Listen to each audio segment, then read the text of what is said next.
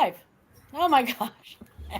Sean, you looked like a little kid just there. Oh my gosh. What's up, That was funny. You're hilarious. What's up, everybody? What's up? It's that time of the week again. It is. What Look at time is it? everybody in the chat. Oh my gosh, it's so. I forgot to hit portrait, so we're in landscape. Whoops. Whoopsie. That's all right. They love it better. I know. That'll make Kittle and Green go happy, even though they don't come in anymore. I know. What's up, Malcolm? Oh well. What's up, Legs? Steven? Who New else? find 2009 Die Clash. Oh, on which one? On the scent and which design? Hi, Farm Daniel. Dog. Oh. Are you talking about St. Charles? What week is that, Adam? That is it's next. It's next week. So Next week. It's Thursday, Friday, and Saturday. Because we were just talking about that, Farm Dog. I might actually come up. I'm not real sure yet. Well, What's up, next week is also the fun show, right? Yes, usually they're coincide usually, but the Missouri show is massive. It's big and it's very busy usually. Very cool. Yo, Mo, what's up? And isn't there a Uranus fudge factory there too somewhere around There's there? one near there. It's about an hour and a half. It's about an hour and a half I'm away. serious, Sean. It's called No, he brought something. That's right. The best fudge is packed in Uranus.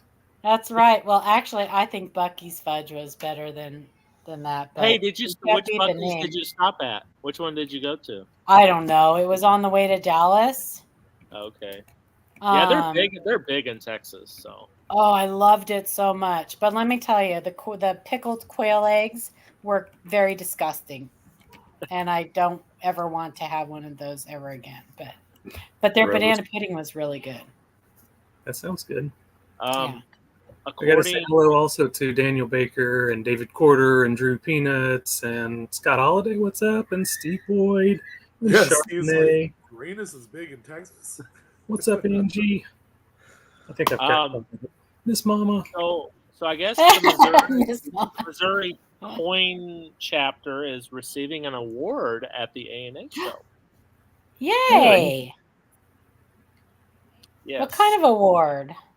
I don't know. Farm Dog, can you explain? Because he knows more about it than I do. Mackinac Island fudge is better? I don't know that I've ever heard of that one. My fudges, I make really good fudge. I have a C's candy fudge recipe, and it uses the marshmallow cream. Oh my gosh, it's so good. Okay, typical die clash, 1 cent, 2009, professional life. Very cool. So you discovered, is that a new discovery for you? New one? Nice. Does that mean he's doing die clashes again? Must be. Must if it's be. a new one. If it's a new He's listing. doing cuds. I know that because I saw somebody post like the oldest cud. Well, hey, now there's a reason to look through the professional life sense. Yeah, right? Right?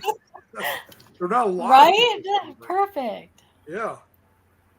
I thought, so Repo, you said has it's question mark. I thought you said that it was a new die clash. A new find, 2009 die clash. Okay, so wait, was it already on there, but it's a new find for you, or did you find it and submit it and it's in your name? I guess that's the question we had. Yeah. Yeah. Paula Farm Dog says it's 86 years as a coin club. Dang. Wow, that's great. That's awesome. That's impressive. That's really impressive. They have a bunch of different seminars for that show. They have all kinds of stuff, I guess, award shows and stuff. That's very cool. Well, we're talking about possibly, because we kind of wanted the LiveCoin Q&A as a panel. We kind of want to expand our horizons when it comes to coin shows. And I know that we've been talking about doing an ANA show, maybe Oklahoma City next year, the World's Fair money. But this 70th anniversary of the Fun Show is very tantalizing in January. Get me out of Oregon. I would love that. But we'll see. Get away from the cold. Get me out of the cold. So I wanted to talk about a couple things off the bat. For those of you in chat that know and love our dear, dear friend Ida Herring, she is still in a skilled nursing facility. She had her back surgery. It went really, really well, but I think she thought that she was gonna jump off of the table and like run home. And it's not working out that way for her. So she's going to be in the skilled nursing facility for, we don't know how long, at least another week, I would say. So she's doing rehab, right? Yeah, she's doing rehab. So, but her daughter texted me and had a great idea. She would love it if we could fill Ida's mailbox before she gets home with some get well cards or some I'm thinking of you cards or something, so that when she gets home, her mailbox just explodes with love from the coin community. So if you guys would like her address and would like to send her a card, just the cost of a stamp, and you could just brighten her day like you would not believe. Shoot me an email to our info@livecoinqa.com email, and I will get you that address. She really, really that would just mean the world to her, because you guys, this coin community means the world to her. Everybody knows it. So I would appreciate that very much. And yeah. So other than that, did y'all hear that the CCAC, the Citizens Coinage Advisory Committee for the U.S. Mint, is going to be having a redesign meeting for the Roosevelt dime in a couple weeks for the 2026 semi-quincentennial. We've talked about that before, that they are doing redesigns for all of our circulating coins in 2026. You did, Farm Dog. Awesome. So it's the only one of our still circulating coinage that has never had a redesign. Maybe a little tweaking to the torch, whatever, but not a full like redesign. So we've had it on the Lincoln cent. We've had it on the nickel. We've had the bicentennials for the quarter and for the $50. We've had many designs for the quarter, many designs for the other ones, but never anything for our poor little Roosevelt dime. Well, not only is the semi-quincentennial the 250th anniversary of our nation in 2026, but it will also be the 230th anniversary of the introduction of the dime to the U.S. coinage. So how cool would it be for them to do a 1796 design, a draped bust dime design for our Roosevelt dime for the 2026, celebrating the 230th anniversary of the introduction of the dime to our coin. Right? Cool. Yeah, that would be cool. That would be all for that. So cool. That would be cool. I am down. I am so down with that. No offense to old Roosevelt. It's just getting old. What's going on with Tim Crow? My name is Tim. I go by Penny Guy Tim. My question is, what is the best way to sell my collection? Bought coins for years. I have a brother who's dying from...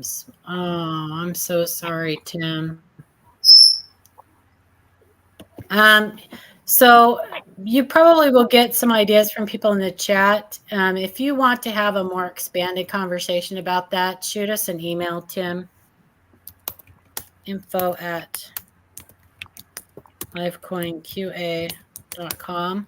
there's many different avenues that you could go, and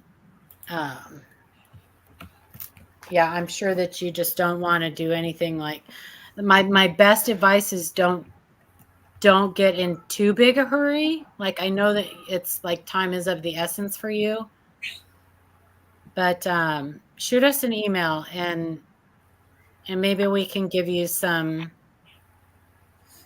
idea on that. But Seated Liberty, the Seated Liberty would be beautiful. I love the seated anything. Like, I just love the seated coinage. But considering that the 1796 drape bust dime was the first design for us for our circulating coinage, like our dimes, and it's the 230th anniversary, I think that would be very appropriate. I am definitely. So don't get too so I don't want people to get too overly excited. Like, it is going to be really cool to see the redesign of all of our circulating coinage. However, we had this issue with the bicentennial coins before, and people hoarded them, and they probably still pay too much for them and think that like they're super special, but there were millions of them made. We are going to have millions, unless it's like this year, but most likely we're going to have millions of the coins minted. So, hoard a little bit, but I wouldn't, what's going to be interesting to me is to see what they do for the mint sales, like the collector's items that they sell at the mint. I know Sean's like, oh, ew. Yeah, I did a blistering video the other day. I know you did. I watched your face right when I said that. With the mint price increases. Oh, yeah. As if they need any more money for something that didn't really, it's not going up in price at all, probably. If you're going to charge more money, right? I want more of an open mind of what you're going to deliver to the people. Exactly. If you're going to raise the prices on Silver Eagles and anything that has silver on it that we sell every single year, I want innovation. I want something different to justify the price. Yeah.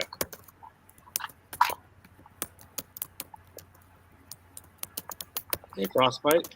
Yeah, because if they don't do any changes, then it's kind of like, well, do I really need to buy that one because I've already got, 100 others that are just exactly like it. Well, I canceled everything. I did too. I kept my. I know, and I didn't cancel the silver proof set in time, and that thing was $130 or something ridiculous.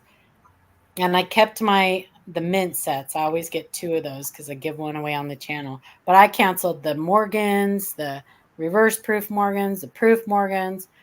The only one I really want to get, and they're almost talking me out of it. I really want to get that flowing hair metal. I really want that flowing hair metal. But they've almost talked me out of it. Like, I don't know if I can get myself to justify it. So, Dr. E's first edition signed copy for $35.70. Copy of what? What? Dirty Water? He's talking about the one that I got. Looking for Lincoln Cents? Yeah. Oh, stop it! I gave Adam. I gave it to Adam. I'm just gonna say it. I did. I gave it to Adam. I let him purchase a copy right under my nose, and I'm so upset with myself. For like $10 or something, and it's signed. And it's signed. This one, right? Yeah. I think it's first edition. Looking for Lincoln Cents. I think Chuck told me it's the first edition.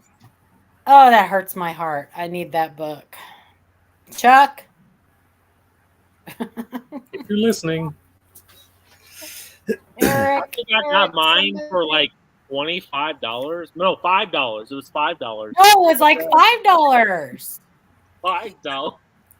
I know. And I told him about it. I'm like, look, if anybody wants one of these, I don't know why I didn't just buy it myself, but I know it's like a drop in the bucket. golly. Yeah. Anyway. Yeah, because I think that book, I think they're sell for like over $100 or $150, I think, on eBay. They're not cheap. Yeah. Oh, yeah. They're not cheap. And they don't come up very often. No. They don't come up. Joe McBride gave me re-releasing it, but I don't know if he was ever going to do it or not. Joe McBride gave me a book at the Tulsa show. He gave me a copy of the Samuel Thurman and Arnold Margulies, the Cud book. Margolis,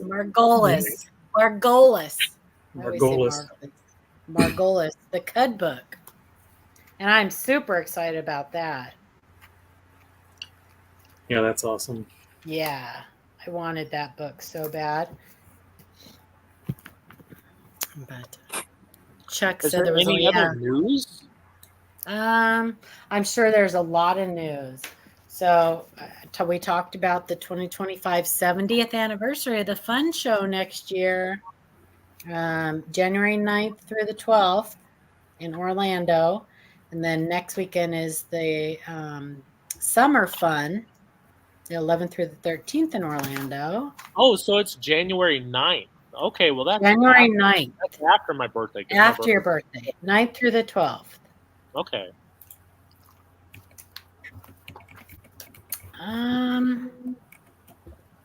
That's awesome, Joey. Oh, dear God.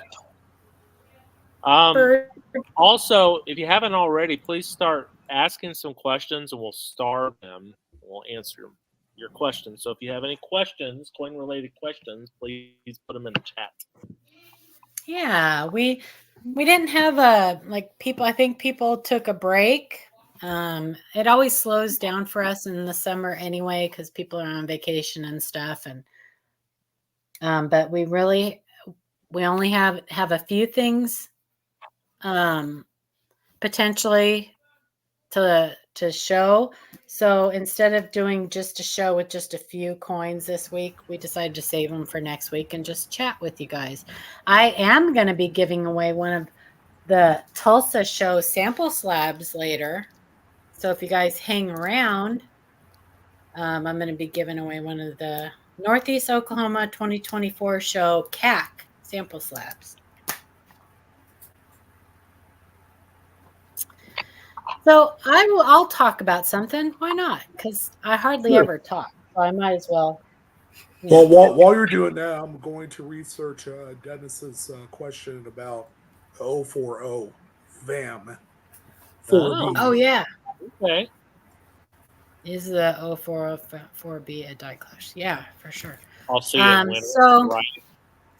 Ken Potter, there was a really interesting discussion in his Facebook group today about NQ's ejection doubling.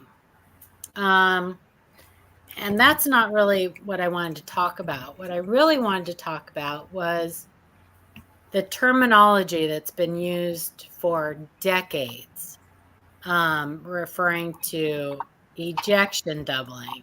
So there's a reason I'm using that term. For a long time, people have used the term machine doubling or mechanical doubling or strike doubling. So I've talked to you guys before about how Alan Herbert had coined the term strike doubling years ago, decades ago. And so pretty fairly recently, he wrote an article, well, not real recently, but before he passed, he wrote an article about how he wished he had never coined that term because it's very confusing to collectors because it really has nothing to do with the strike. So I wrote a comment to Bob Julian, who was asking some really great questions in that thread on Ken's group about incuse machine doubling, so I shouldn't have even said that. It's going to be very hard for me. I wrote a comment saying I hated the terminology. I hated the term strike doubling because it does confuse people.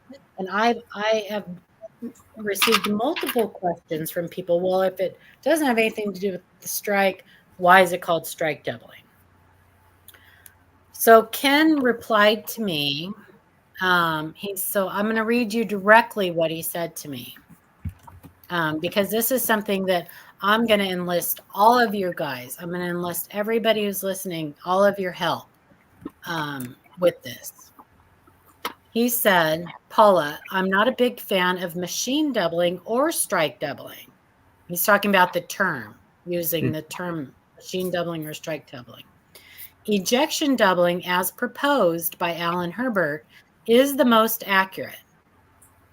Strike doubling is miles better than machine doubling, but still has its flaws. Machine doubling is downright 100% off base. Last time I checked, doubled dies were the result of a mechanical process in a hubbing press, making machine or mechanical doubling oxymorons. So I totally agree with that. Yeah. When you use the term machine doubling or mechanical doubling, it actually is it more accurately describes hub doubling than it does ejection doubling. He goes on to say, I've been going over my manuscript of terms and definitions. I've been going over my manuscript of terms and definitions I've been working on and expanding upon since the 1980s, and removed strike and machine doubling as being useful terms, referring the reader to ejection, and replaced them with ejection doubling.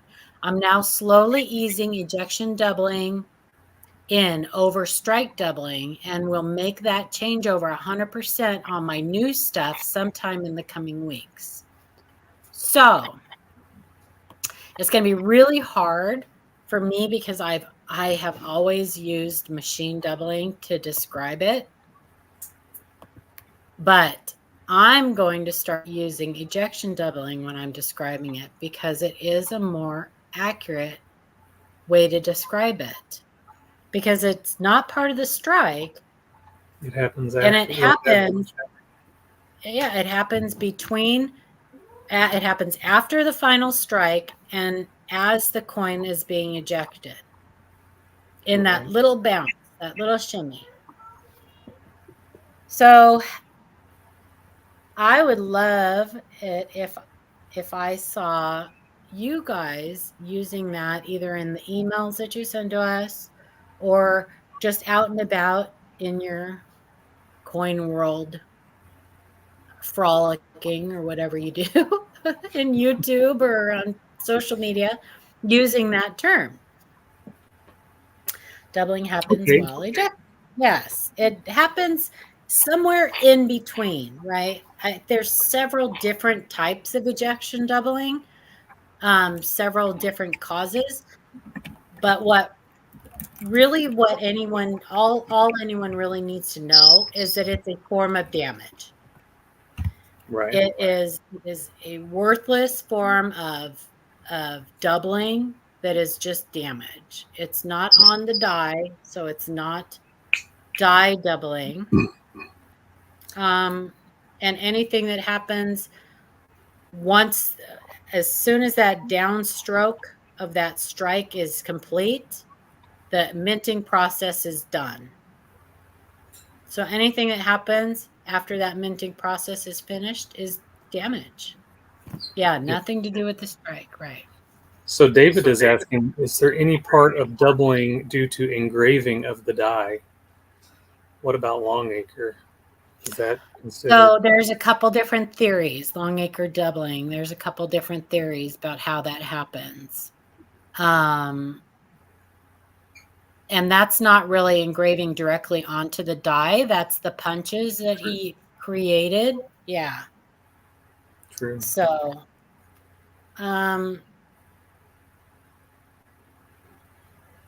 yeah, I don't there's anything that's I don't really think that there's, yeah. So a double dye is part of the hubbing process. It's part of the hubbing process. So let's There go are back and say the engraving would be, the question should be the engraving to the Galvano, right? Because that would be the original piece, or no? No, because the Galvano is just the big mold, basically, that the reduction lathe traces off of to make the master hub. Okay. Right. We don't even use that really anymore. It goes directly to making master dies. So, but there are varieties. There are re-engraved ties. There are re-engraved ribbons. There are certain varieties that re-engraving causes, but hub doubling happens during the hubbing of the die. There's re-engraved dates. There's, things like that. But as far as doubled dies, that's a hubbing creation. Yeah, it's all CNC now. Yeah, Eric. Right. Mm-hmm. Cool. So yeah, it's really, if you have Facebook, I really encourage you guys to join Ken's error variety news education center on Facebook. I'm going to post a link in the chat because he is constantly posting educational stuff, and there are some great discussions that come about in that group. So, Hardcore Copper, you're so sweet, honey. No, because I'm self-conscious about some things right now. So Malcolm had a good question too in regards to this.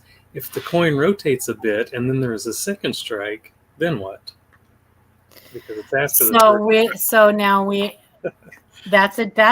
that's a totally different thing, right? That's a double struck coin.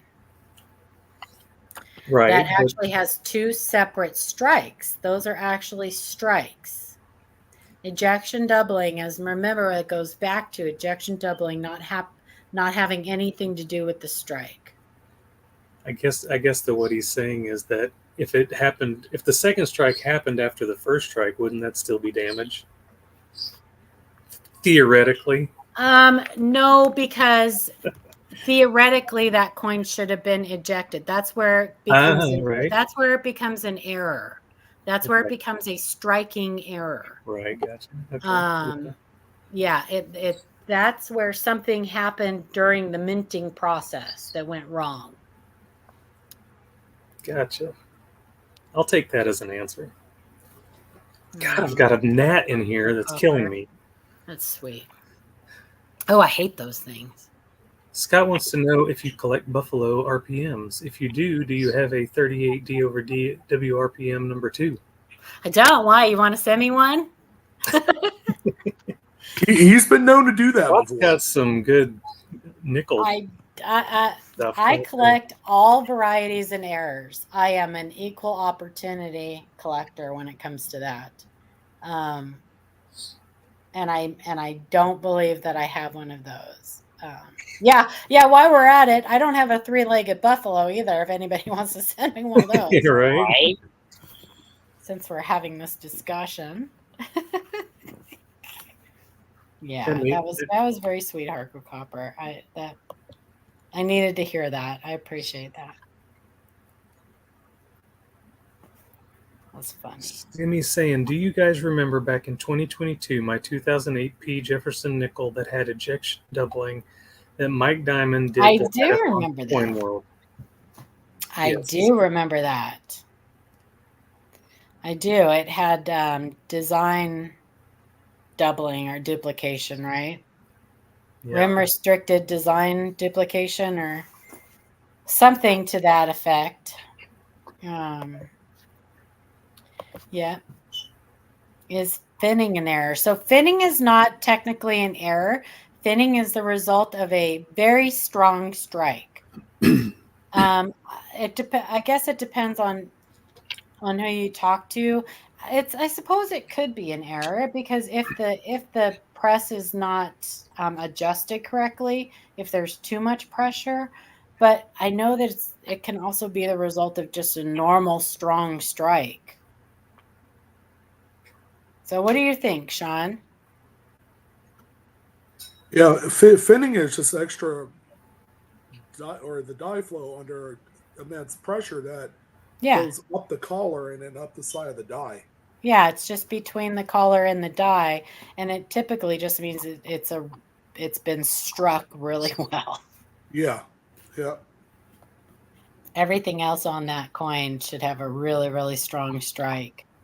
I see that especially on dimes. Mm-hmm. Quite a bit on dimes. But now you can get finning on like tilted collars. So in that case, I suppose that would be part of a tilted collar error. You can get finning. It could be an attribute of that. Yeah. Hey, Mike. Hi, Mike. Good to see you. How are you feeling? Hey, he was supposed to come up here. I know. We miss you. He said maybe next week. Maybe next week. Good to see you, Mike. By the way, I sent you a Facebook friend request, Mr. Noodle, and also we would like to know if you know the date for the next online Coin Club meeting. Yeah, please. Good point. I did have a little bit of exciting news. I'm going to brag upon myself for just a second. I am going to be a Coneca state representative for Oregon. I'm pretty excited about that. Pretty excited. So if you guys aren't members of Coneca, you should be. I don't know what you're waiting for. Yeah, I'm pretty excited about that. I know, it's pretty cool.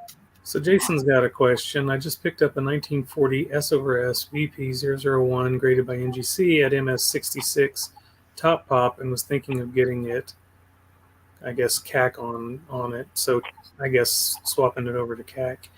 There's only, do we have thoughts on that? There's only 8 graded by NGC. Well, understand this. Is that the cherry picker variety?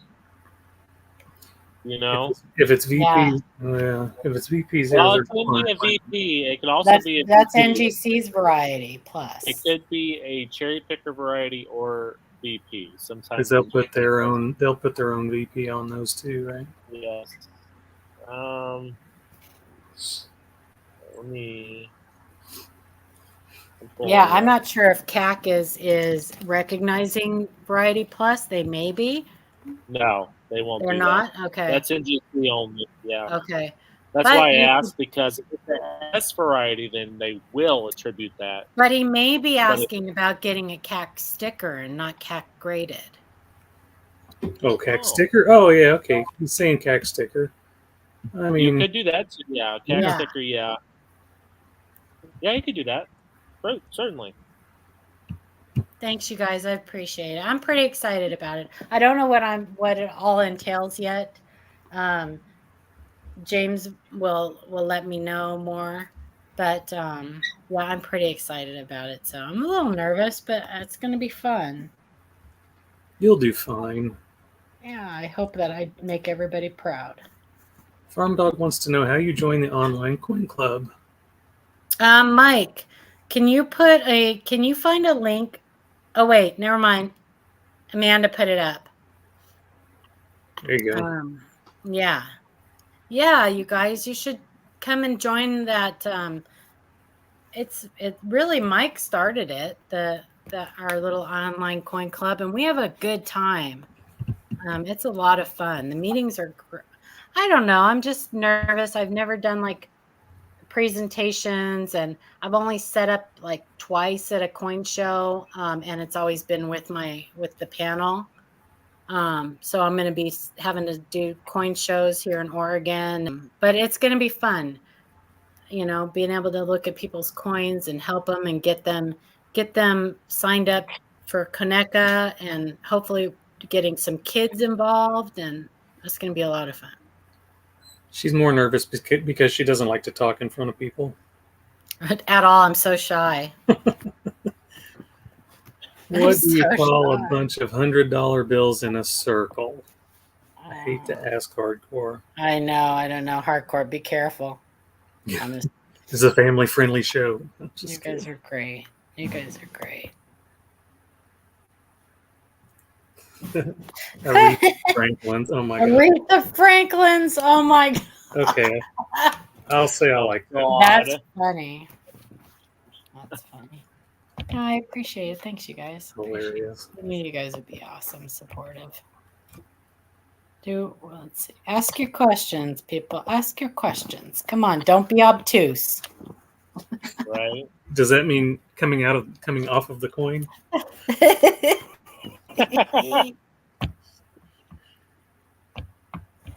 So Ida's doing well, Victoria. She's probably going to be at the place for about another week, but I am asking people, and Sandy, her daughter, was asking people to send her some cards, and let's fill up her mailbox. So when she gets home, she'll have a bunch of cards from all the people that love her. 75 and pennies, baby. Thank you so much. That's awesome. Aww. And such kind words. That is very sweet. You guys are so nice.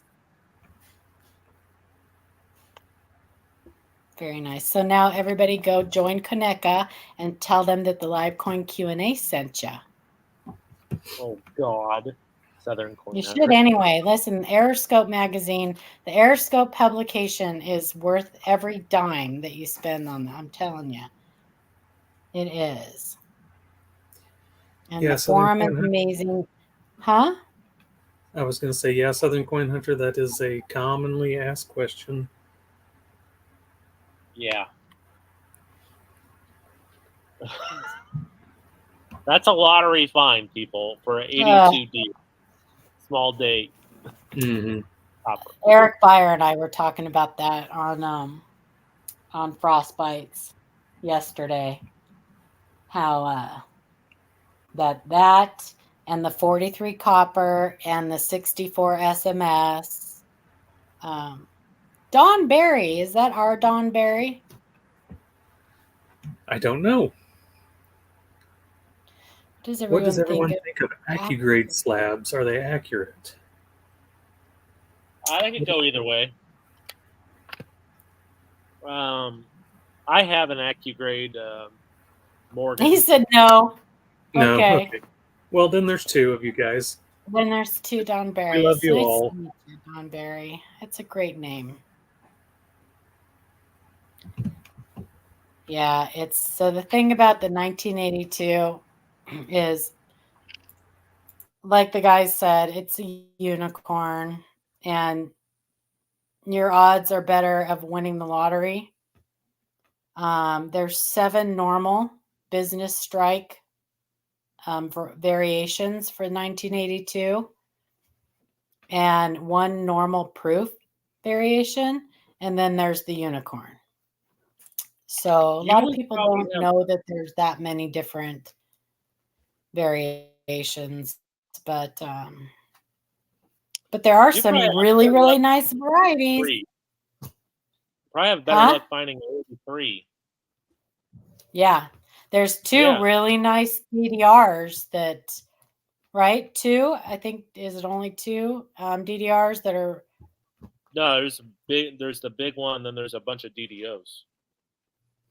I thought there was 2 DDRs that were expensive, hard to find. Chuck's Discoveries.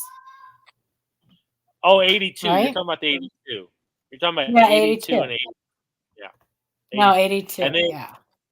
You could probably find an 83 on copper too. That's what I'm saying. You can find that before you find 82D. You know? But yeah, yep. You are more likely to find likely the to find 83 that. copper. Mm-hmm. Yeah. Across, you have more luck finding a 55 double die. Yeah. That's actually a very common for variety. Believe it or not, people don't believe that, but it is. It's very. It is. Actually, there were lots of them. There were lots of them. It's like the 95, but you know, everybody wants one, so it's very. But most of them were kind of hoarded. Yeah. As soon as people found out about them, then they started plucking them out of circulation, and poor man's. So yeah, don't call it Jason. Jason, don't call it a DDO. The poor man's is not a double die. Poor man's dye deterioration double. What? Yeah, it's dye deterioration. Dye deterioration double. Yeah, it's dye deterioration. It is not a double dye. Not a DDO. It's just a worn dye. So Amanda did it. Amanda did a video about it. Go back to our videos, and yeah, she did a video. Of course, she had to mention how much it drives me crazy that it's called a poor man's double dye, because it's not a double dye. You get that on 53 also. 53 is common for that. Oh, lots of coins. Nickels. On the reverse of nickels. Yeah, right? It's obtuse. Beachside 58 actually we think is a inside job. It's actually was there's only like like 3 or 4 that were made. 3, I think. Yeah, 3. So hey, Hardcore Copper, just curious, did anybody watch the toner shorts? I put up 3 of them last Tuesday. Did anybody watch them? Yeah, you guys, keep an eye out for Adam's. Adam's getting back into doing the Toner Tuesday, but he needs a little help with making thumbnails. Yeah, I'm horrible at that crap. Don't ask. And I told him too, he needs to start calling them Toner Tuesdays again. I think he didn't, because then that puts pressure on him to get it out on Tuesdays. True. You're right. You're right. Good point. Good point. Yeah, if somebody has a good idea for Adam's toner videos for his thumbnail, shoot us a message, an email.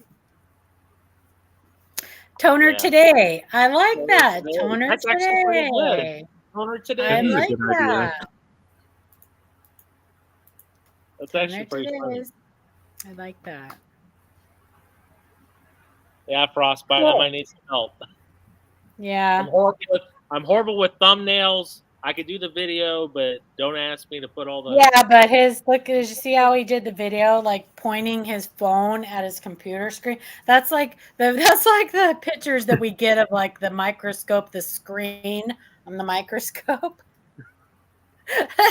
It's like, wait a minute. Easier for me to do it that way. You paid all that money to buy a microscope with that fancy screen and everything, and then you're still using your phone to take a picture of the microscope screen? Wait a minute. Why don't you just take a picture of the coin with this phone and skip the microscope? Angie, I think there's 3. I think one of them accidentally went under a different title. I'm not sure what happened. But there was 2 shorts and 1 video. Yeah. Regular I'll call video. it Taco Tuesday. Taco Tuesdays. Tuesdays are for tacos. It's true. Thanks, Mike. Yeah, and hey, if you guys are Mike, are you guys going to be doing your hangout this weekend? If you guys aren't subscribed to Mike Noodle, I'm sure most of you guys are subscribed to the Coin Show podcast. But if you're not, what are you waiting for? Matt and Mike are amazing. And every once in a while, Russ hangs out with them too. He's okay. He's an okay guy. Every now and then. Every now and then we get to see Russ. But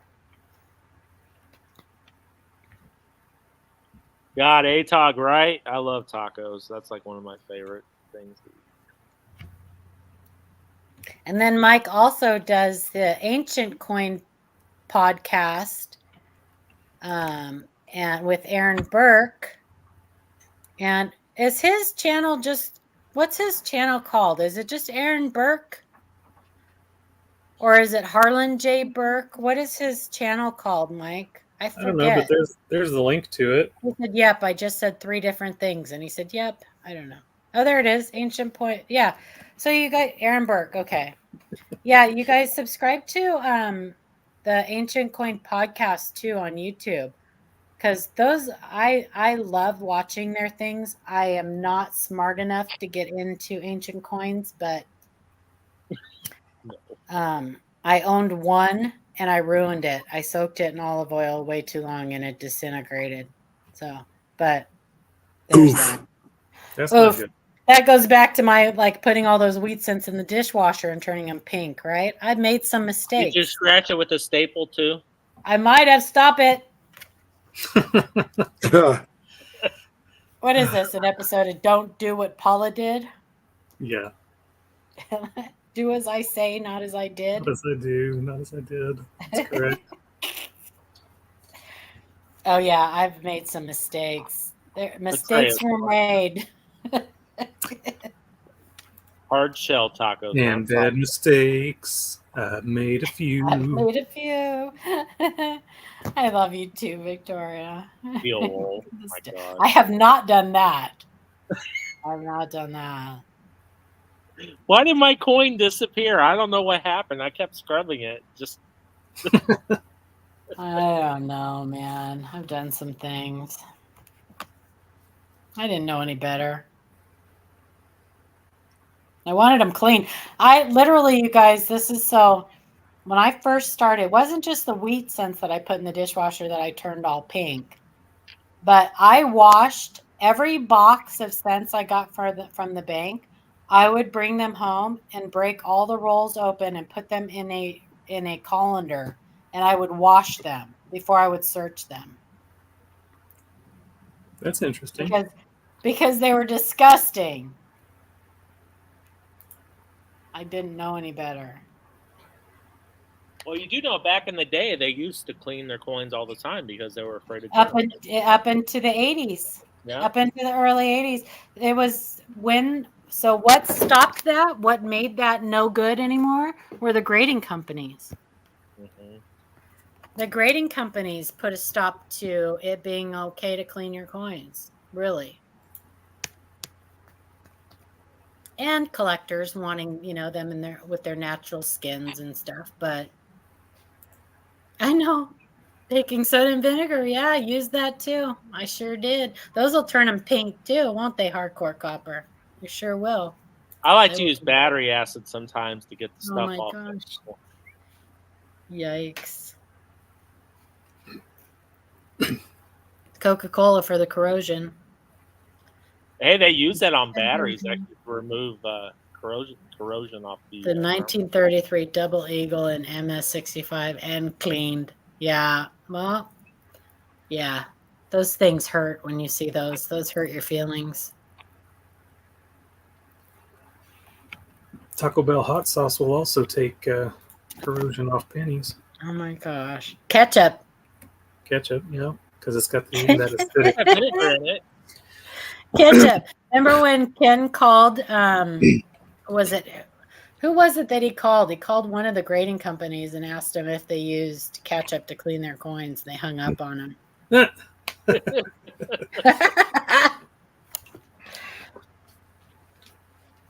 Did you see what Frostbite said? Oh, Wendy, those are great. I love those acrylic cubes with usually they're 40% in there. They're usually I don't know. I've seen 64 sets too in those acrylic cubes, but I would love to have one of those. You get straight grades when a coin is unique. What did he use? Coke to clean oil off your driveway? I didn't know that. I should try that. My son-in-law left a big oil spill in my driveway. Hardcore's friend brought some wheat since he cleaned with a Dremel. So, oh my God. I can show you a picture, and I get this every once in a while. We get questions, coins that have been cleaned with Dremels. They're whizzed. They call them whizzing. Call that whizzing. But there's also another way. Anyway, there's another term for whizzing, or another use for whizzing when it comes to coins. But these whizzed coins, yeah, exactly, Kevin. They have like a real wavy pattern to them. It leaves a really weird wavy texture. And hey, I found out my brain's shrinking, you guys. That's why I lose my words sometimes. So that's good to know, right? That's good to know. It's good to know. I have diffuse cerebral, whatever it's called, shrinkage. That's what she said. She just said. She did say that. Oh my God. Oh, stop it. Hunting a roll of 2011 Shield Sense. Will I find my first DDO or DDR? Hopefully, Dirty Water coin. Well, if anybody will, it'll be you. Yeah, exactly. I think we have a coin in the email of yours that we're going to be putting in the show for next week. Yes, David, it was. Good to know, Hardcore Copper. Thanks for sharing. With his TT. Oh my gosh, there's no secrets here. I even made Dirty Water blush today on Chuck's chat. You did? Hardcore Copper, Private Summers. Call them Private Summers. Private Summers, Jesus. Private Summers. What did you say on Chuck's? Oh, I was talking about my FS 504s. Oh. Some 2024 pennies, just waiting for the. So yeah, there's lots of new DDOs on the 2024 quarters. On the Dr. Polly Murray's, there's at least five that we know of. I forgot I bought a bag of those at the show. I need to go through them. You do need to go through them. I've got 5 discoveries. Well, I don't know if that can really be called my discoveries, because I basically found like 5 different dyes in a bag, and I sent them to Tanner Scott to attribute. And he found the ears. I didn't even know anything about the ears. He's like, oh yeah, there's 2 with doubled ears. Nice. Whatever. I'm calling them my much for those, class 9 little bitty things. My hat size is right, Eunice? Maybe it'll make my hair look longer. I don't know. Private Summers is a porn film, you? Maybe. I have found one. Count it. 1 2024 Lincoln Cent, and that's it. Other than the women's quarters, nothing.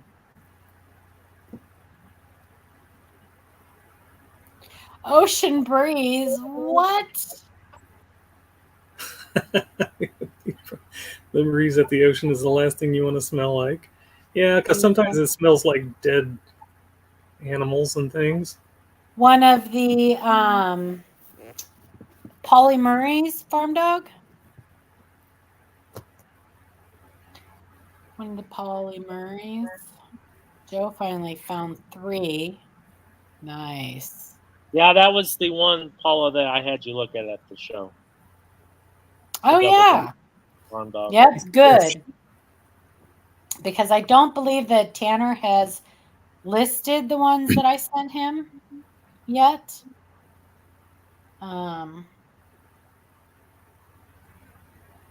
But they're nice. I mean, they're definitely doubled dyes. My question with them was, we ruled out master dye doubling, or because they were different. Yeah, we ruled it out. Which was good, because that was my question. Because there were just so many so many being found. Like I had almost an entire bag full, and maybe I just got lucky. Because I'm not seeing people finding them anymore. So maybe I just had, maybe I just got lucky and my bag was just loaded with them. I don't know. Let's see. Spinster Sister said, I'm very strange. Yeah, I was just about to say, so Spinster Sister probably needs to send us pictures. Yes. Of that coin and, your thoughts on it, and we'll take a look. And I put our email in the chat again, but it's also pinned at the top of the chat. Perfect. Yeah, Spinster Sister, send us pictures. Make sure they're clear, cropped photos of both sides. And make sure that you put something in the question area. Let us know what you want us to look at. And maybe it'll end up on the show. Maybe. Macrophones light on it. Yeah, perfect. Let's not clean it, okay? Spinster Sister, please do not clean it. Leave it as is. Do not clean it, please. Cleaning coins, right. Bad. You could take value away when you clean the coin. The first thing that you remove from a coin when you clean it is numismatic value. You will wash that away like, I want to wash that gray right out of my hair.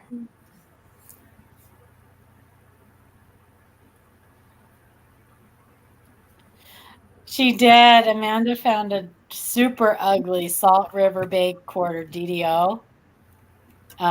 Really nice DDO, and it had hair and boogers and all kinds of stuff stuck to it. Now that coin, I encouraged her to clean.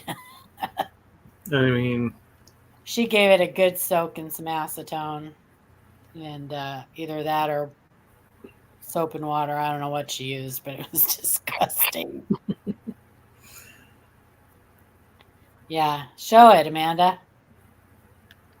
Yeah, I'm trying to pull up pictures. Oh, you don't have it in your hand? Well, I have what it looks like now, but it doesn't have the hair and stuff on it anymore. Oh, we get to see before and after. Yeah, it's shiny now a little bit. So show it again. What's priceless is the look on her face when you were describing it, Paula. Yeah, I know, hair and boogers, and so that side's okay. Not too bad, but it stained it really bad. It's probably a car cup. Yeah, you can still see, yeah. Yeah, it probably spent some time in somebody's car cup. In their car cup holder, if I had to guess. And then probably on the floor and got all that hair on it and stuff.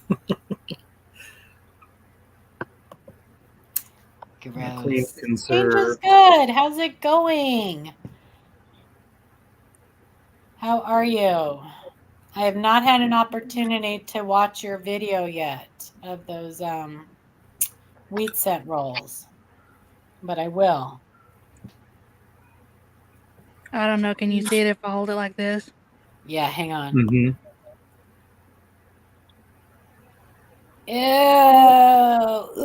Ew. That's pretty grody.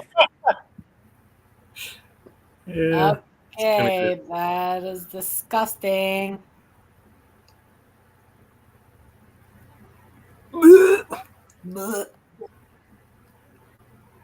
Yeah. Still, it is what it is. I would have passed right over that. Hardcore Harper's Ferry doesn't have error varieties. It has varieties. Yeah. Double dyes. They're not errors. We need to separate the two terms, errors and varieties. It can have both. You can have a variety on an error coin, but because I was going to say because on the Harper's Ferry, the like my bucket lister number 142 is a double die, and it has a huge die clash. It's really sweet. Sean, So- isn't that the one I sold you? Is that the extra No. pump in the window? What's Oh, the yeah, it Harper's is. Ferry? Harper's Ferry is the one with RE4. all the multiple windows. You're talking about. Oh yeah, and the barrels. Homestead. And the barrels. Yeah, and you're the talking barrels. about Homestead. Yeah, Chris Rhodes has a lot of those Harper Ferry discoveries. A lot of those were his. Yeah, those are cool. ATOG, let me know how many, because I'll pay you for them. Nice, I ATOG. still have a couple of rolls I have to go through and try to identify which ones they are. There is also a really cool Harper's Ferry with design devouring dieware. It is that dye. It looks like it's melted. So that is a form of dieware that is actually an error. Most dieware is just a normal process of the life of the dye, but this dieware was very premature and probably had something to do with incorrect annealing of the dye. But if you go to error-ref and you look up design devouring dieware, it'll You'll pull see up that photo of the Harper's Ferry quarter, and it is cool as heck. And I don't know who found that one, but I know that EP found one. We've had one on the show before. Maybe it was EP's. I can't remember, but we've shown one on the show before. A couple of years ago. Yeah, it's pretty sweet. I'd love to find one. Yeah. Totally looks damaged, but I can't imagine that there were very many of those struck, because it seems to me like they would have pulled that dye pretty soon after, after it was discovered. Yeah. I can't get rolls, so I have to settle for biscuits. So Paula, since they thought that quarter was gross, should I show them that penny I got? Which one? Oh! I don't know. Hang on. Let me put you in. Yeah, you guys, look, trigger warning. Look away if I don't know what that is. Maybe you should have saved this. I cannot believe that you kept that. It looks like a science project. Ugh. That's horrendous. I can't believe she kept that. That thing gave me nightmares. Well, I thought I might give it to you later. Yeah, I'll pass. Thanks, pal. It had a pulse. Changes Kid said it had a pulse.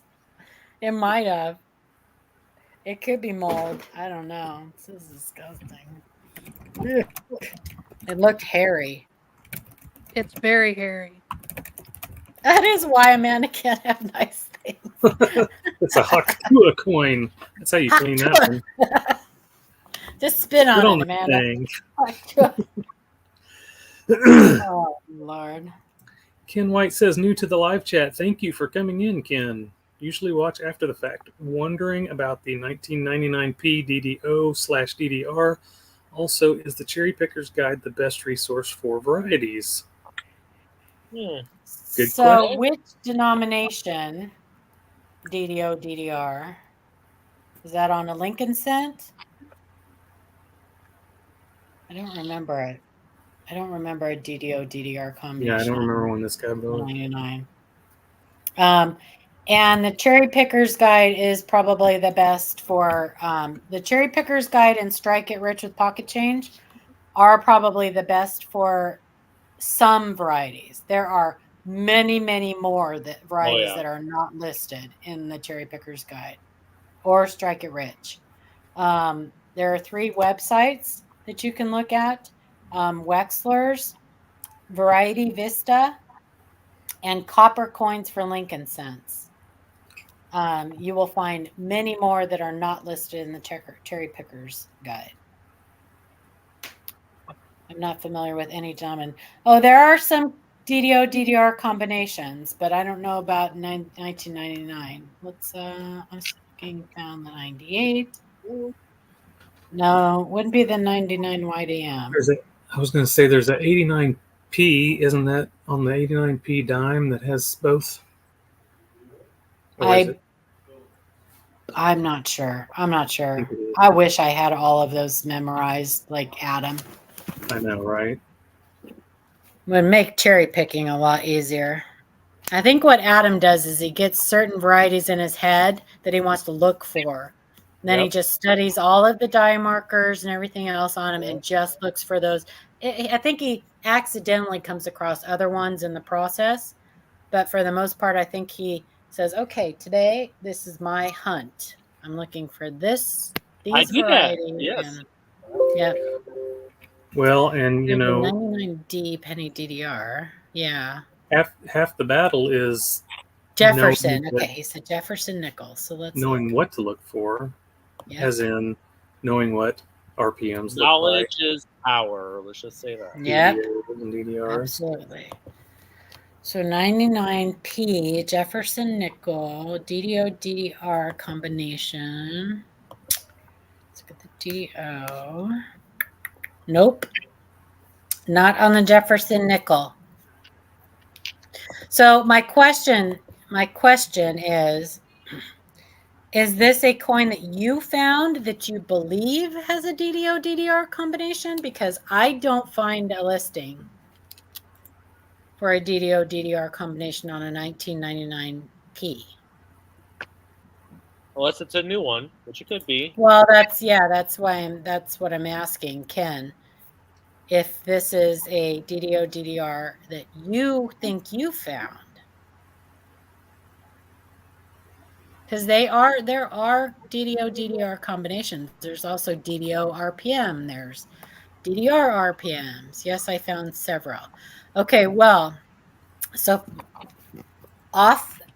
out the gate, I would say to you, if you can't find any listed, it is probably either dye deterioration or ejection doubling. Now, dye deterioration on nickels, super duper common, but so it definitely does not have an RPM, Ken. RPMs ended in 1989 when they quit placing the mint mark on the working dye by hand. You will not find any RPMs on business strike coins after 1989. Hey, Proud Ma, and hey, Felties, good to see you. But you can definitely send us pictures of it, and because I will not rule it out without seeing it.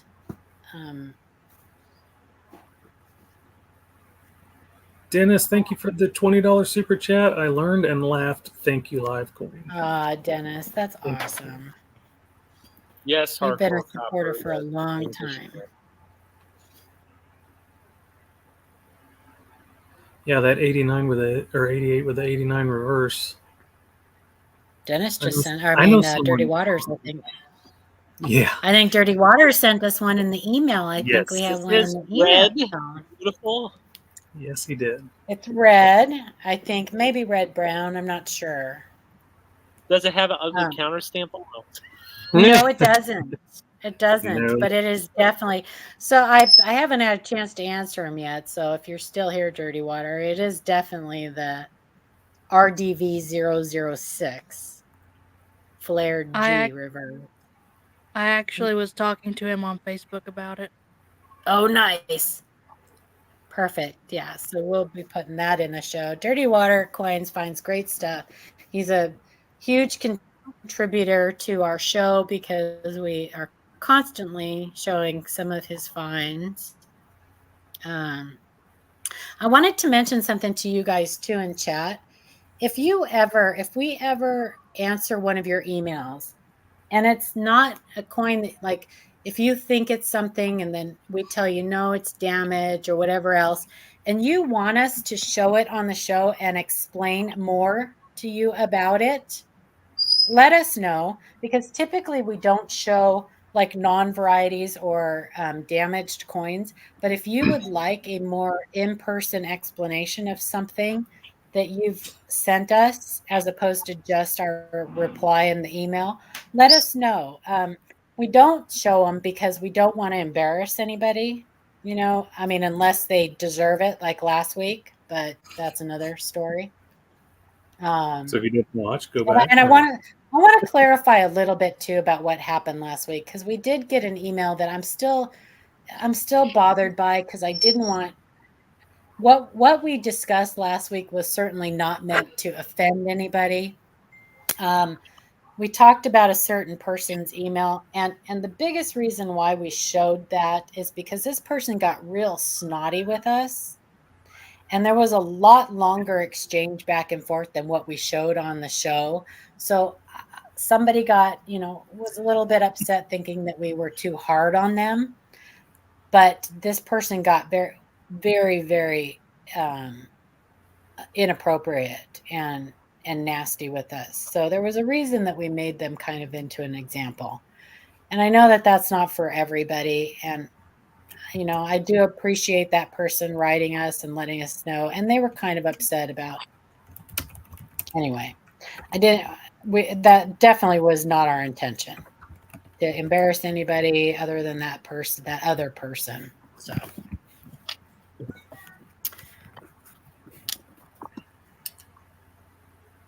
Change is good. Pulled a 46D over inverted D RPM FS501 on July 4th. Probably VF condition. May submit it anyway. Very nice. I found a share of those. Those are nice varieties. Yeah, that's those a great are fun one. to find. Mm-hmm. Those are fun to find. Bring back public shaming. I know. We've only done that a couple times on the show. We've had a couple shorts on eBay listings and stuff like that, but I definitely don't consider those off limits, because those people, it's ridiculous. But we've only talked about people that have gotten nasty with us a couple times on the show, and it happens very frequently. And sometimes we just need to vent a little bit about it. And sometimes we need to use people like that as an example for new people that come into our show that maybe are thinking about being that way with us. And if we show that we're not going to put up with it, maybe it'll discourage them, Hopefully. That was the point. Sorry, go ahead, Shannon. I was going to say, Proud Ma, has anyone had PCGS miss a variety when requested? Yes. Yes. All the time. All the time. Yep. All the time. More than you just know about. Especially now, they're going through a lot of turnover, and so is NGC. Mm-hmm. I guess NGC is going through a lot of turnover too. They're both missing varieties right now, so don't be surprised if you send a coin in that's verified variety. It is. I mean, I'm pretty good at that. I send a lot in, and they mess up all the time.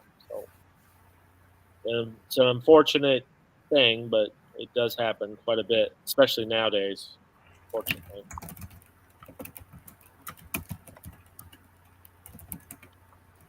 Should I get a grading subscription? Felty wants to know. And by the way, welcome back. We haven't seen you in a while. Hope your summer has been absolutely not. Go to Annex. Free. That's my answer. You don't need you don't need a membership for Annex if you want. But here's the thing, Felty, until you learn to grade with a pretty fair amount of accuracy, you are gambling, and you're going to end up being disappointed and wasting a lot of money. And people, I know people go, but I can get free vouchers. Well, are they really free? No, you're paying for them. Right. And most coins are just not worth it. Most coins are just not worth it. There's a reason that high grade coins are worth money and bring the big bucks, is because they are conditional rarities. And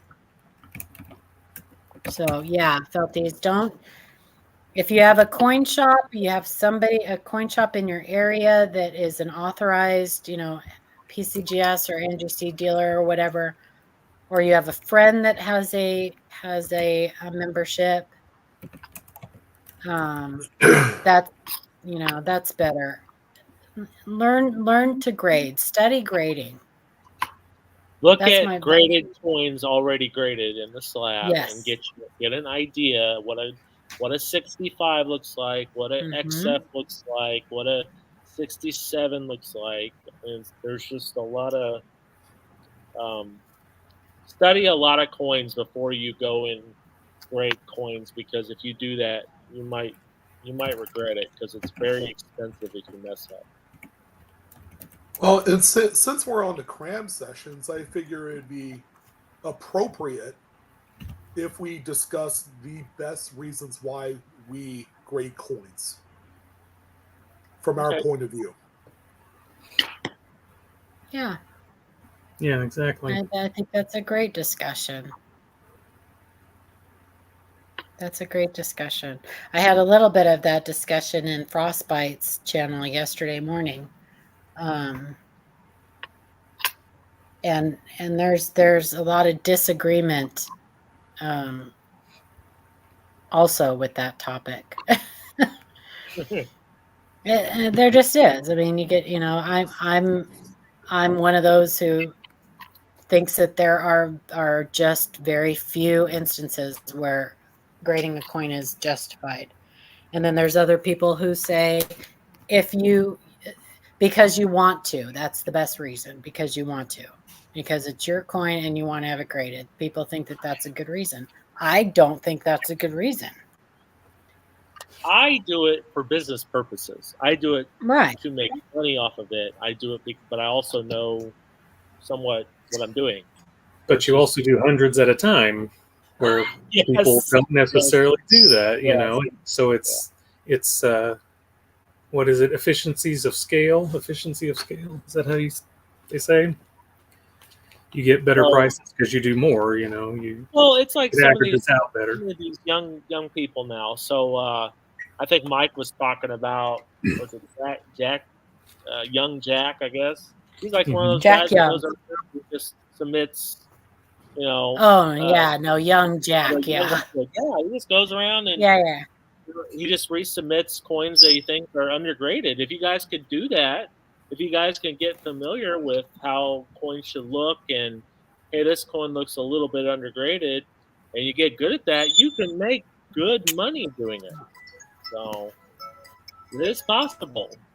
Just study. You got to study first. Don't just jump right in, you know, and think that you're going to get a top pop right off the bat. It takes a lot of work. Think about all those coins Sean talks about on Monday Market Report every week, about some of those. You're like, God, and that's what got me into grading, is I was like, God, those are beautiful. I want one of those, you know.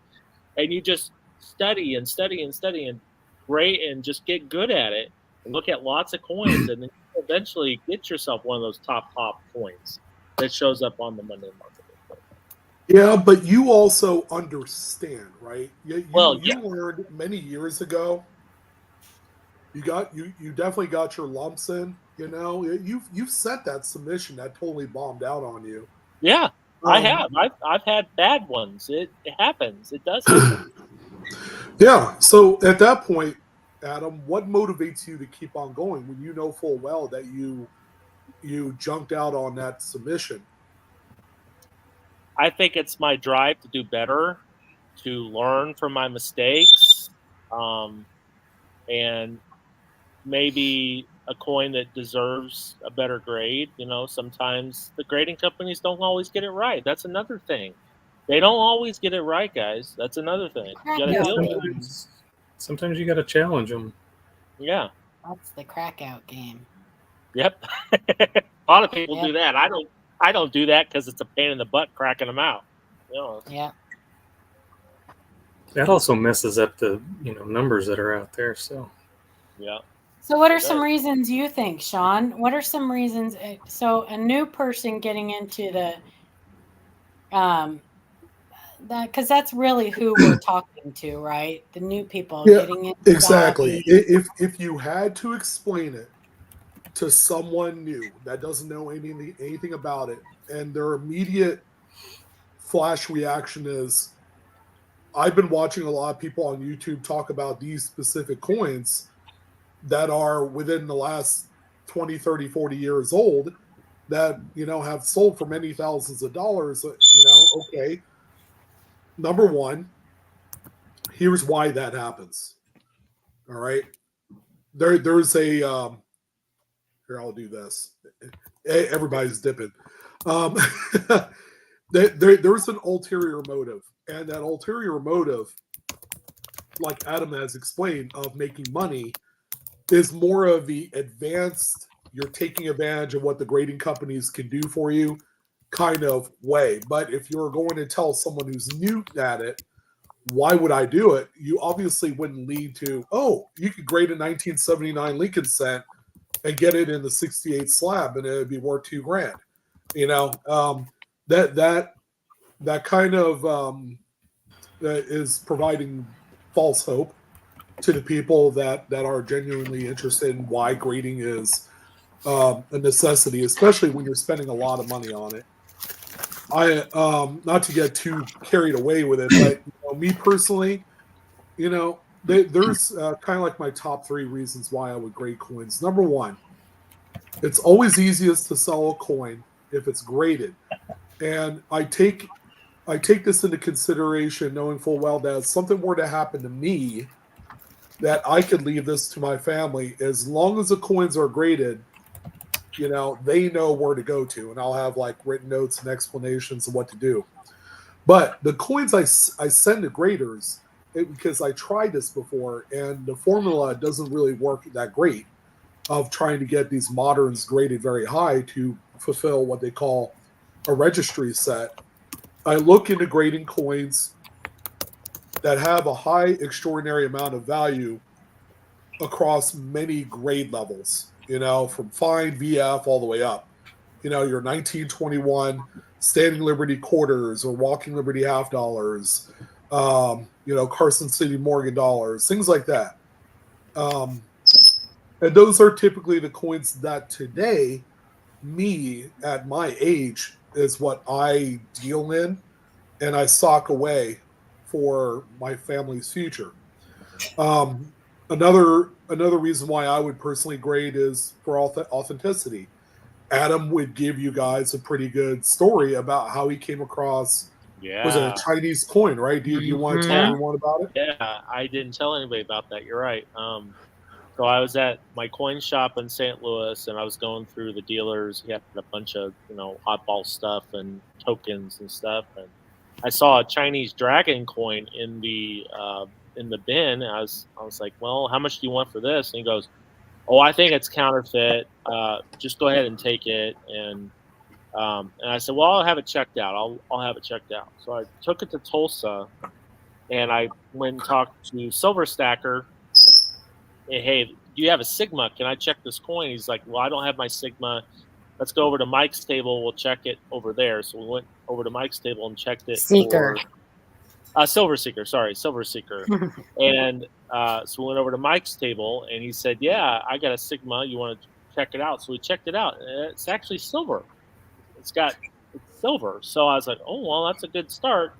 But that doesn't mean it's legit, because there are more counterfeits that are actually done on silver to, deceive people. So I thought, well, it's got a chance. So I said, NGC was at the show, and we're sitting at the table, and this Asian guy comes over and says, hey, you have any foreign Chinese coins? And I said, well, as a matter of fact, I do. I have this dragon. And he goes, how much do you want for it? And I said, well, I think I want like 300 for it, because I thought it could be legit, I thought, it's very possible. And he goes, well, how about 100? Well, I'm not going to take $100. I don't know, if it is legit, it's worth a lot more than $300 probably. And I said, well, I think I'm just going to wait and have it graded with NGC. This guy came back. He came back multiple times.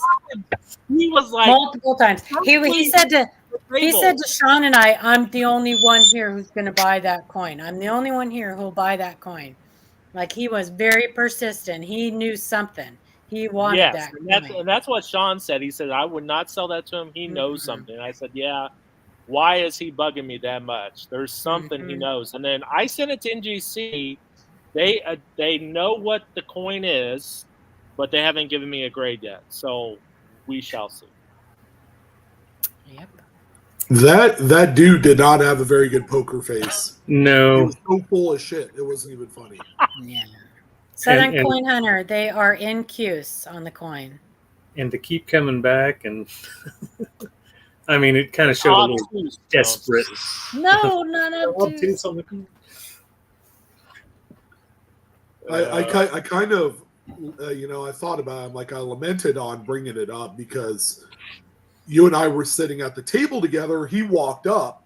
I'm like, hey, how about that Chinese coin that you just picked up to get the conversation started? And I do apologize about that. It should have just been go ahead and set it off and, see where you're at on it. And eventually that happened, but not without, Well, I think it's also a test to me to see. I was willing to spend the $40 just to see. Hey, yeah, of is course. this actually a legitimate coin or is it a counterfeit? I wouldn't care either way because I'm not out any money. Okay, I got it for free. Now, if it is legit, I plan on splitting the money with the dealer because he did give it to me for free. So we shall see. Yeah. Yeah, and modern coins, I see a lot of people sending modern coins in to be graded. I think most of the time with modern coins, if you really want a modern coin graded, buy one already graded. Somebody that's already spent the money because on it. Somebody has already made that mistake. You can find on eBay all day long graded coins for $5 to $10, like all day long. Definitely cheaper. Go ahead. I was going to say because when these guys submit all of these modern coins in the hopes of getting that one, they don't send one or two or three. They send hundreds. I mean, hundreds of coins. So oftentimes with a lot of the moderns, you need to hit a 67 or higher to have a coin with any real value. And then all the ones that fall under that are just, those are the losers. And oftentimes that's what you're going to find on eBay or all the 65s, 66s. At first glance, they look like phenomenal coins, especially a 66. But, they're just not the target coin the person was going for. Like Adam. Adam has graded coins all the time for sale for cheap because those are the lower tier, the lower tiered ones that he got. And he usually does very well with his submissions because even if he only gets 2 or 3 of those higher grade ones, it more than pays for the rest of his submissions and makes it all worth it. But that's a game that's an advanced stage. That's not beginner. That's not somebody. It is. For everybody else, it's insanity. Adam took a long time studying. The first time that you do it, and then you think you did well until you start doing the research, and then you flamed out on your submission. I'm telling you, it's demoralizing. I know of a number of people that have quit not only grading but the hobby. Yes, that's why I always say at the end of my videos, collect and grade responsibly because it could be like pulling the arm on the slot machine. If you can't know your limitations or you don't know your limitations, then it could end up hurting you in the end. And that's one of the reasons, Sean, why my first answer to someone when they ask, should I have this coin graded, is if you had to ask me, then the answer is no. Because if you have to ask somebody else, then you don't know enough about grading coins to take that chance. You know, people can do very well. If they really learn how to grade coins, you can do very well. I've learned just enough about grading where I can buy coins and be pretty confident in what I'm buying. Raw coins. Like I won't get myself in trouble most of the time. So that, and I'm good with that. I don't need to know like what Adam does. I don't need to know that much about it. I would like to, but I don't need to know it because I don't buy a lot of coins and I don't do any grading. So I guess it depends on what you're. And that's what's nice about this hobby. You can develop your eye in certain spots where other people aren't as advanced, and you can make money. You can make it work for you. Right. That's what it did for me. I developed my eye for Lincoln Cents. Yeah, I'm not great with buffaloes. Don't ask me to grade buffalo nickels. I'm horrible at it.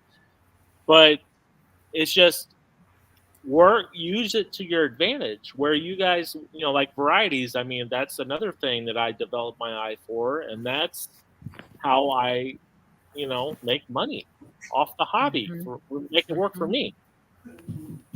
Right. Sean, he's got his own eye too. He does good, at certain things, and maybe better than I do at certain things. But, it's Paula too. So, what I usually do, because I'm not that great of a grader, is I look at it and I say, okay, I try to do my comparisons of, like Photograde and things like that, and then whatever I think the grade might be, I take it down one number, and then I say, okay, well, would it be valuable enough at the number that I don't think it, and then after that, if it's still worth it, then I go to Adam and say, what do you, you think this might get a, whatever? Well, I'm not great at grading everything, guys. I mean, there are some coins that are tough to grade, like Buffalo nickels and Walking Liberty half dollars are very tough to grade. They're hard. I mean, trust me. But Walking Liberties, for the most part, is a strike thing. Yeah. There are some incredibly weakly struck walkers that'll make you believe that they're really very well worn, like a 41S, 42S. A lot of those S mid 40s coins are very deceptive. But when it comes to the grading part, and I have someone who's looking to grade, even if they've actually reached out to me and physically asked me the question, I usually like to tell folks, ask yourself this one question. If you're ever considering grading coins, why? Because if your first answer is because of the money, you're automatically doing it for the wrong reason. Yeah. And then that's when you need to stop, pull away, and just don't do it. Yep. Yeah. When money becomes that one blinding aspect to it all, it's for the wrong reason, and you'll lose out 99.9% of the time. You'll have that chance of catching the lightning in a bottle. It's so rare though. Yeah. That's why these submitters that use the grading services all the time, they don't just send one coin, right? They send hundreds in the hopes of getting that one that'll pay for the entire submission and then some. Yeah. And your odds go down. Your odds go down substantially if you don't have a clue about grading yourself. Yeah. Yeah, because I submitted 550 Lincoln Cents with the minimum grade of 66, and I got 475 back at that minimum grade. And yeah, there were a lot of moderns in there. I mean, like you're talking 90s Lincolns now. I mean, I might get $8 out of them. Yeah, I generally refer to the modern market as anything from like 1950 to current. It seems like a long time ago, 75 years ago, But we have to take into consideration, coins that grade at a 66 in 1955 is still a $5 to $10 coin. Yeah, and I got a 76 that graded a 68. So that coin right there is in an NGC is over $1,000. Mm-hmm. That's what you shoot for when you're doing bulk grading, like a lot of these dealers that Sean's talking about. I think a lot of the problem too is that these people, when they first get into the hobby, they're under the impression that it's just part of the hobby that they need to do. It's just something that they need to do because they see so many videos about it, so much, on social media and stuff like that. And I can tell you that there are probably more collectors out there that don't grade coins than there are collectors that do. I don't even think it's 50-50. I think that a lot of collectors like to have their raw coins. They like to be able to get their hands on them. It's more practical for storage purposes and stuff like that, because let's face it, we're all kind of hoarders. But for sure. Yeah, and it goes back but also, to Paula, don't you think that might kind of start, if we get more younger collectors in, would that start to flip the other direction? Because that right now the majority of the older collectors probably are not grading their coins. Yeah. But will the new ones that are coming in, that have that idea of I need to have my coin graded, or that's where we come in. That's where we come in. Yeah. Right? Yeah. I mean, of course the grading companies are going to push it, and I don't know.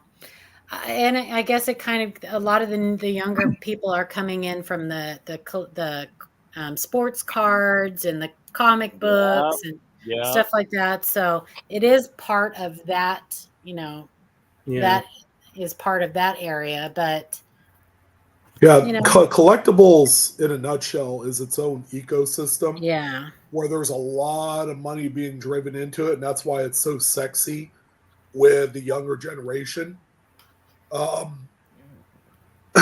But there's still that element of education, the why, that has to be introduced before you do anything. It's not about coming into the game. A lot of these newer, younger thoroughbreds that are coming into coins, they might have the bankroll, but they may not know about certain things about the coins that they're buying. Yeah. All right. Yeah. Grading is one big part of that. Yeah.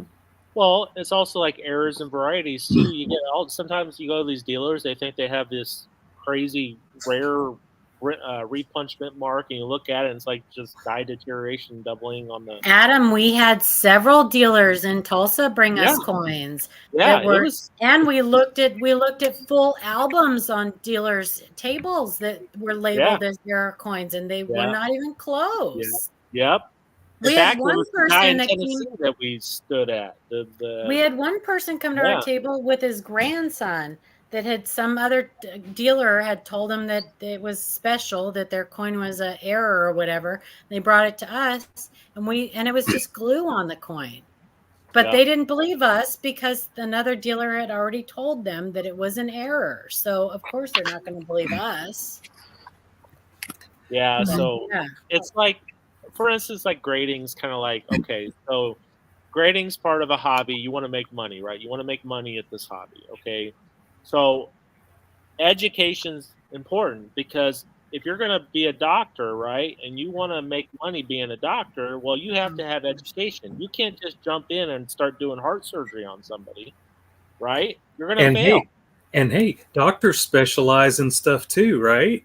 Yes. Yeah. So just like... So you need the education first before you can start making the big bucks like the doctor makes. Mm-hmm. There you go.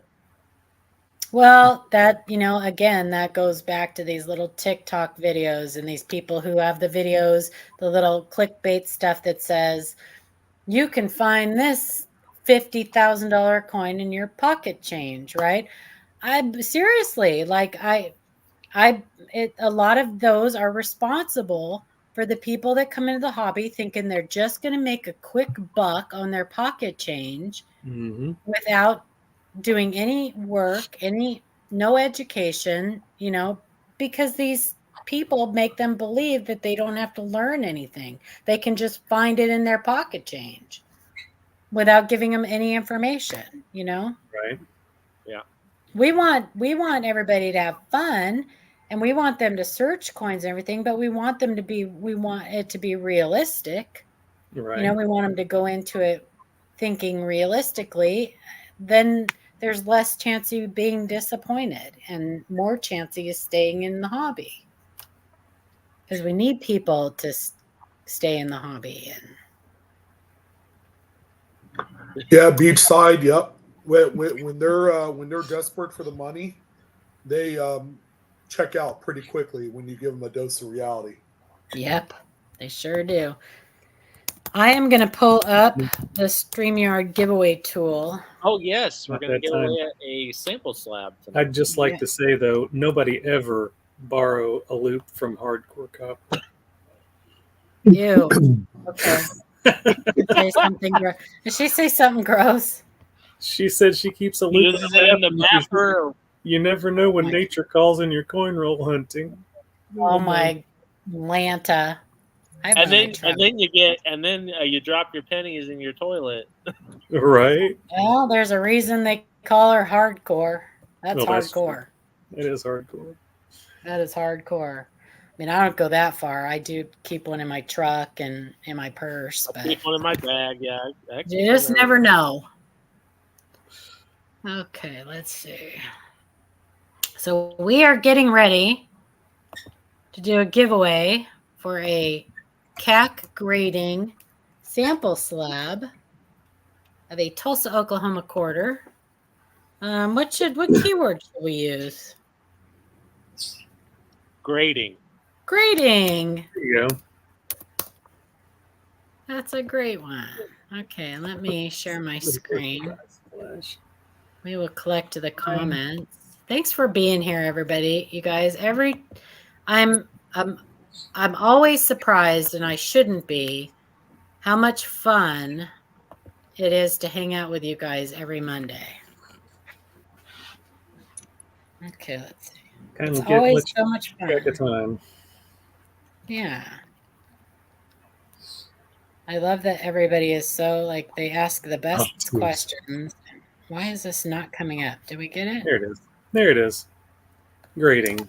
Don't necessarily need the hashtag, but I don't think. Yeah, you don't need the hashtag. Don't put a hashtag. Just grading. That's all. Or back in the day, we used to call it the number sign or the pound symbol. Yeah, did I tell you about that my story about the shirt? The pound sign. I did. That was at Walmart. Don't put the hashtag, you guys. Don't put the hashtag. No, go ahead. What? It was a little girl's shirt, like a T-shirt or whatever, and it said #me. And I thought, oh God, that really doesn't resonate with the older generation quite as well. Somebody should have thought of that when they were going through. Yeah, I don't know why they stopped calling it the pound sign. Probably because of those T-shirts. Because of those T-shirts, yeah, exactly. Yeah, I don't know why. It was a pound sign first. That's right. Well, I still get sometimes I'll call a number and it'll say, if you agree, press the pound sign. Right. Press the pound key. I still get that on phone calls. They don't say press the hashtag key. No, press the star or press the pound key. Was the @ symbol always an @ symbol? I mean, I think so. I don't know. I don't know what else it would have been. It's an ampersand, right? Is that what it's called? Sure. Put in your grading, ampersand you is the same guys. symbol as you see on the Johnson & Johnson. Oh, okay. It looks like a cursive S almost. Right, okay. Oh. Back when Coke was a Coke, right? Exactly.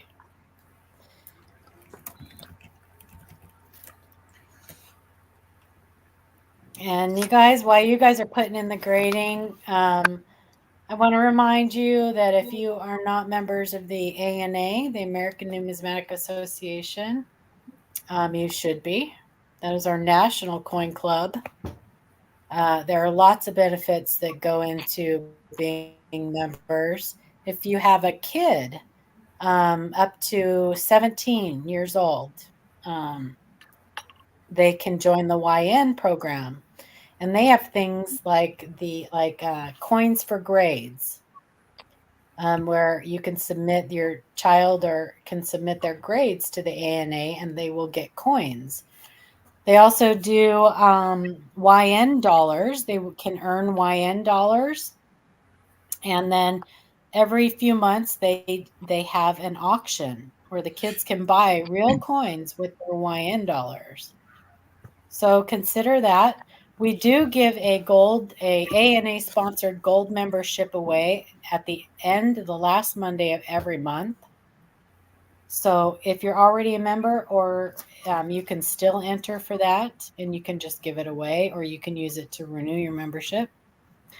Also, Coneca, please consider joining Coneca. You will get a 6 month, so that's bi-monthly, I guess. No. Yeah. How do you say that? Every other month. You'll get a copy of bi-monthly. You get a copy of Error Scope, which is Coneca's publication, and it's fantastic. They also have a forum that comes in really handy if you have questions about coins or you find something that you think is a new discovery. They are who will help you with that. Not to mention that I might be an Oregon State representative, but I digress. No, Congratulations. Anyway, I don't think so. I'm going to milk that. I'm super excited. You should. I am super excited about it. But anyway, so I'm going to go ahead and pull this. Good luck, everybody. Good luck, everyone. 3, 2, 1, drop. 3, 2, 1, go. 3, 2, 1, go. My internet's being like super slow right now, but. Orgullo Azteca. Orgullo Azteca. Congratulations. Congratulations. You have won from us before. Yes. It was like his Please 10th make one he's sure won. that it is. I know. Very lucky. He does win a lot. Give I'll away have to to a say like that. it. He does. That's okay. Make sure that you shoot us an email, Orgullo, and we will get that out to you sometime in the next couple weeks. I still haven't mailed Joe's out, but I will. I'll get to it. I'm still not unpacked from Tulsa. I still have everything packed, including my microscope. So, I mean, that was your whatever. vacation. So there you go. Yes, I have things going on. Paul is the same as me. I leave my suitcase packed like a week. Well, and it's very handy because I am going away this next weekend for my grandson is in the All-Stars for baseball. And so I'm going to go watch him play. I'm going to go up to Eugene and watch him play a couple games. Yeah, that's cool. So Felties, the state representatives are not an elected position. They are chosen by the president of Coneca. Usually somebody recommends you, and then the president goes over that recommendation. And if you're in good standings with Coneca and they think that you will be able, you're up to the task as far as like looking at people's coins and being able to examine them properly and attribute them properly, and then doing presentations and things like that, representing Conecuh, getting people signed up, then the president, James Motley, will appoint you. So, and you are stay in that position until you either resign or are booted out or die. I like him, Kevin. I like him. So, nice. Anywho, I don't have nothing else for tonight, and I'm hungry. It's dinner time. So if it's okay with you guys, I'd like to make like a tree and get out of here. Like a fetus. Head out. Oh, stop it. Go. Yeah, I got pizza waiting on me. Let's go. Thanks for coming, everyone. I'll check it. It's been great. It's been fun. Everybody. It's been a lot of fun. Come back next week and send us your pictures. Sean, you guys, Adam, you have anything going on the next couple days? Whatnot sales, anything? I have a Whatnot auction on Wednesday at 7:30 p.m. Central, so come join me. Take the "and" side out of my name, and that's what it is. Coins, ghouls. And I'll be on Friday. Awesome. Nice. Okay. And I have to save my money, so I probably won't see either of you. Right? Okay, you guys. And we will see you all next Monday. Same time, same bat channel, same bat time. All right. Bye. All right. See you guys later. Good night.